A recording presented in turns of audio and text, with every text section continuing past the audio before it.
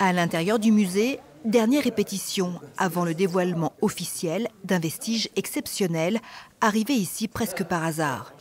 Sous ce drapeau, la porte d'un destroyer de la Royal Navy au destin historique pendant la Seconde Guerre mondiale, le Campbellton. On la voit ici sur le navire. Vous voyez, en fait, on retrouve très bien ces nervures qui sont tout à fait identifiables. Et les inscriptions aussi, et le numéro de série de la porte permettaient d'identifier la porte comme étant bien une porte du Campbellton à 100%.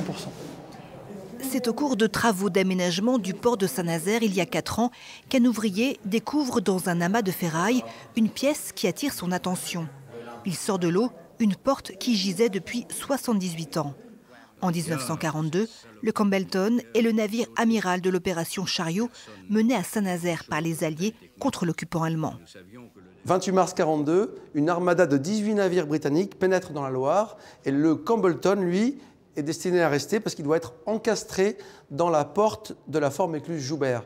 Alors c'est là qu'on avait construit le paquebot Normandie en 1935. Pourquoi la démolir? C'est la seule cale de la côte française capable d'accueillir le plus gros cuirassé allemand, le Tirpitz.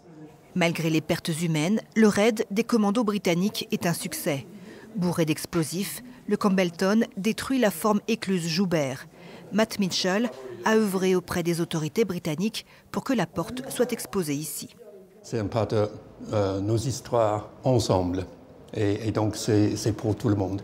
Ça, c'est peut-être la meilleure place pour être, parce que c'est le musée le plus connu avec l'histoire de la guerre en cette région.